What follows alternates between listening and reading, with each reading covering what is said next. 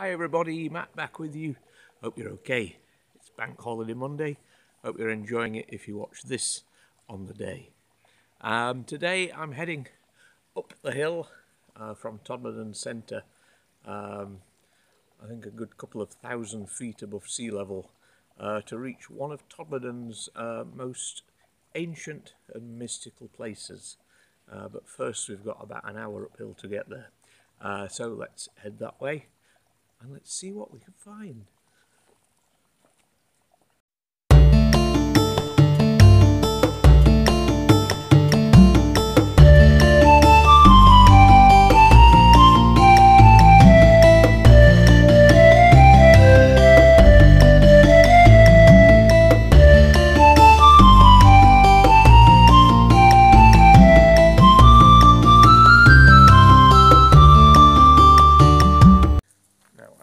Up the hill brings us to a place that actually has a little bit of a ghost story attached to it. So we're heading up Meadow Bottom Lane onto what's called Scraper's Lane. And the folklore here dates back to about 1896, and there was the first mention of Old Scraper. Now, Old Scraper is apparently a boggart who haunts this lane. Although he's not seen, you're supposed to be able to hear him by the scraping on the ground. And what apparently happened was that Old Scraper was the man who collected the church takings from the congregation at the collection point. And at one point, although he was generally okay, one point it just got too much for him and he was apparently took the money, and for his sins he was forced to wear these iron clogs, had the chains around him, and forced to walk up and down here for eternity. I've not heard him yet. Be interesting if it suddenly did, wouldn't it? Let's press on.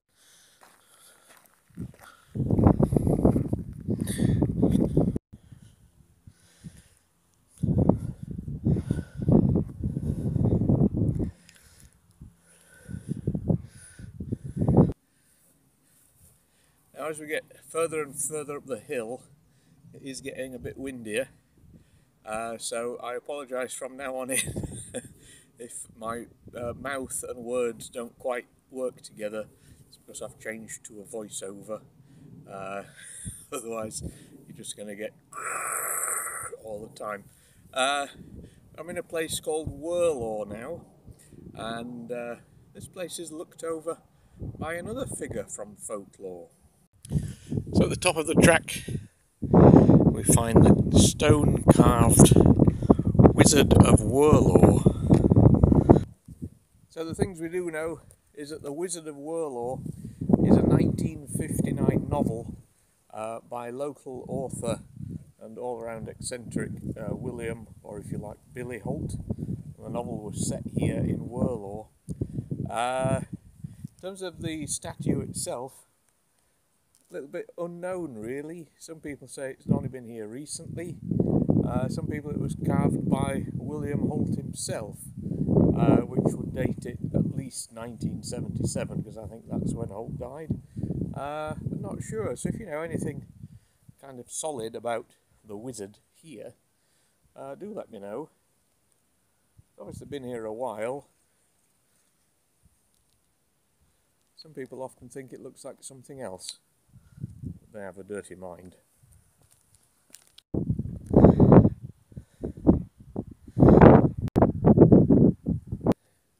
So the folklore for the wizard brings us to Warlord Stones a bit further on the track. This is just one of hundreds of stones that are here. And apparently it suggests that the wizard is asleep in a little cave hidden amongst the heather, and awaits to be awoken from his slumber. That's about all I know really. It seems odd to have a folklore based on a book that's very new, but there we are. Let's see, I have just found a cave. Could it be this one?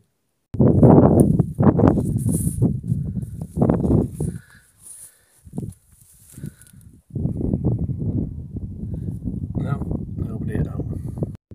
But from Warlord Stones you do get a look at our ultimate destination today, just in the distance. You can see the start of the Bridestones.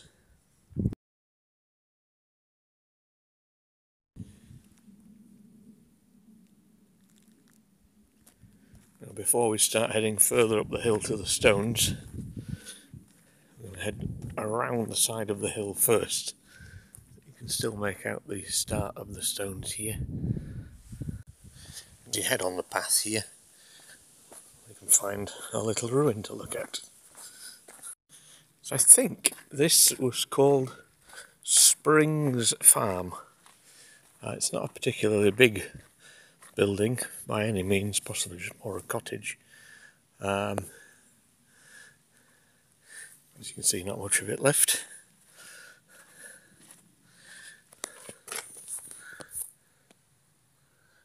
Let's see if we can have a look inside.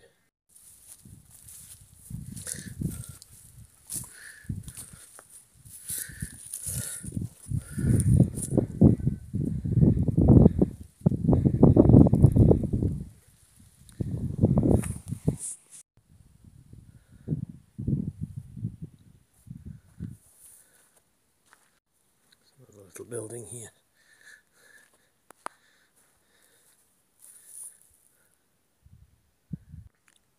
In the distance, in the middle of the picture, you can make out Orcan rocks.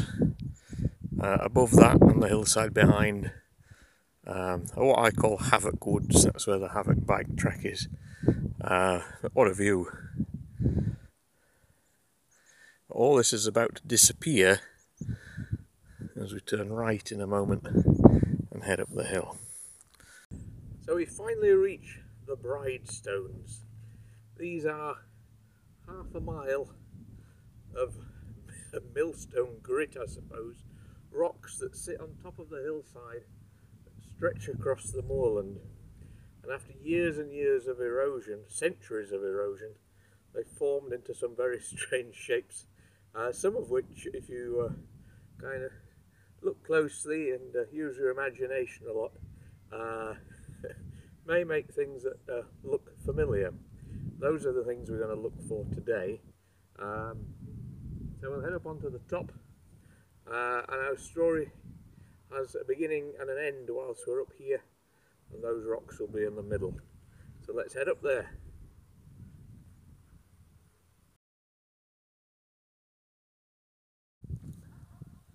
As you get nearer to them, it's just not hard to imagine these as being the remains of some giants frozen in time, and they kind of sit on the hillside like sentinels looking over Todmorden, keeping watch. This one here, I suppose, is a bit like an Easter Island statue.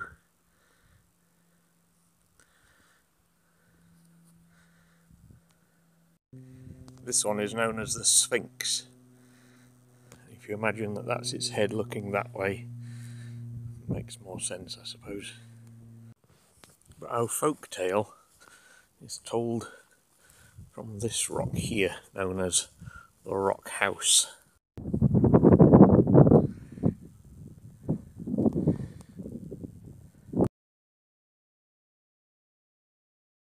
Okay, so this one is known as the Rock House, and a few centuries ago a little wooden building was here.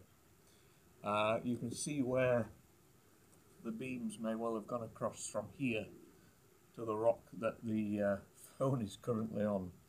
That house was built by Jack Stone and Nan Moor, and they actually got married up here, possibly where the word Bridestones came from, and they were known as the guardians of the stones. So they built this little wooden building here between the rocks. It's great that you can still see the marks on the stones from where that house was. We have to go right to the far end of the rocks for the conclusion of the story to Jack Stone and Nan Moor, because it doesn't necessarily have a very happy ending. So let's head across the moors, look at the rocks and see if we can make out some more of those rocks that have been named in recent times.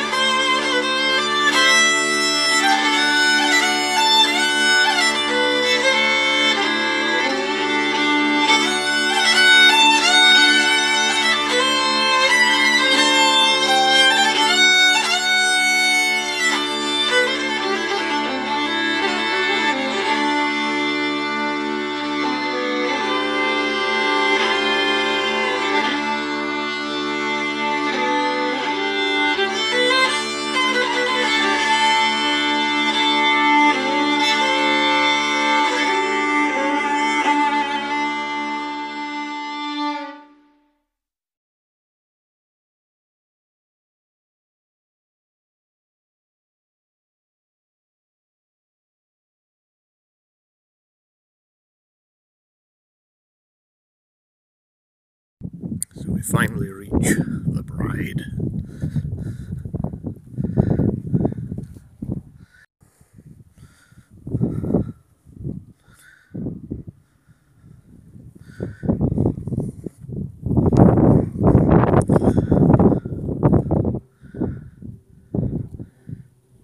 The groom fallen.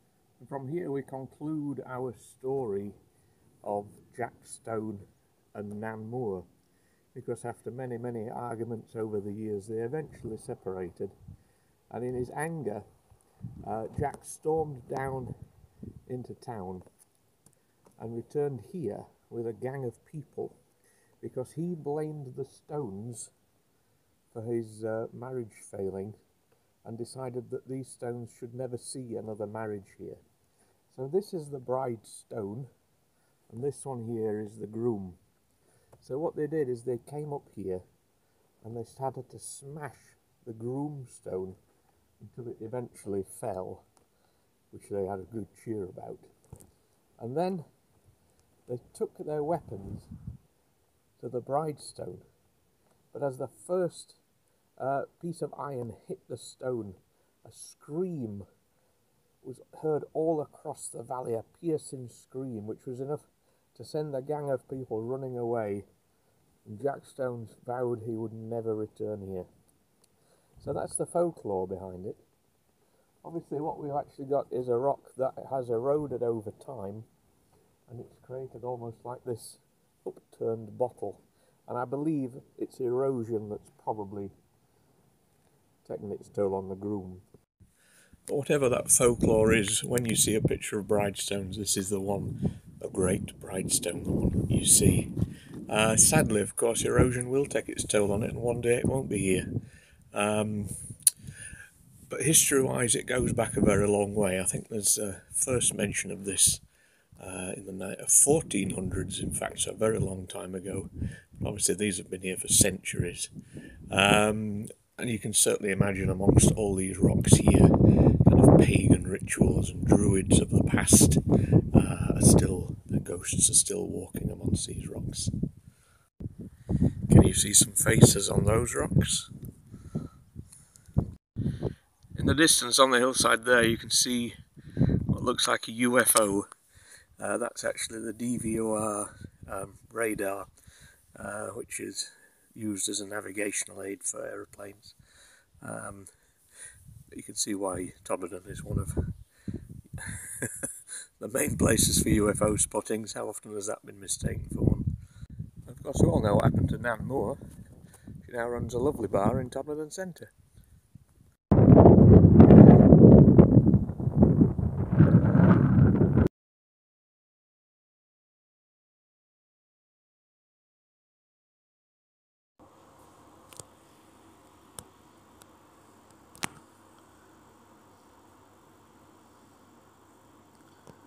So as my friend Ella once said, just put a few scatter cushions down, it'll look alright. Just about finished our look at Bridestones, but we're just going to head into the trees just to show you one other thing that's here.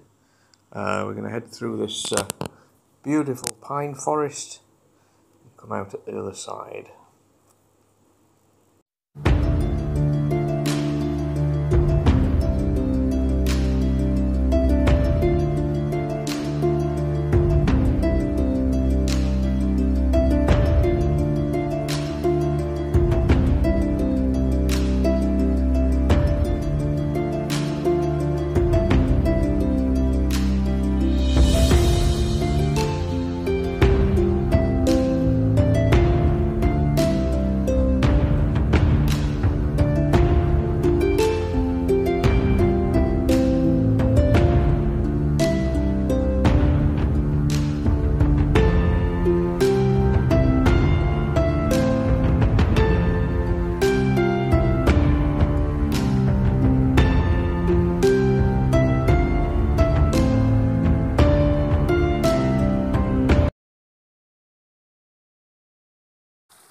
Well, if you're looking going, hang on Matt, I've seen this place before, you're absolutely right.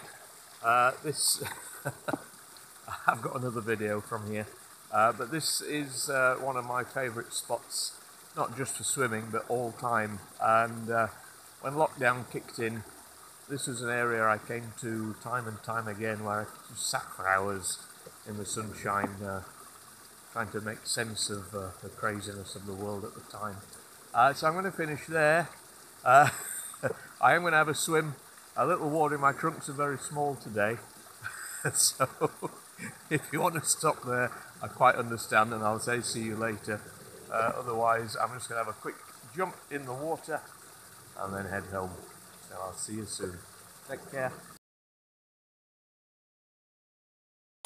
Too rocky to swim, so I'll just have a shower instead.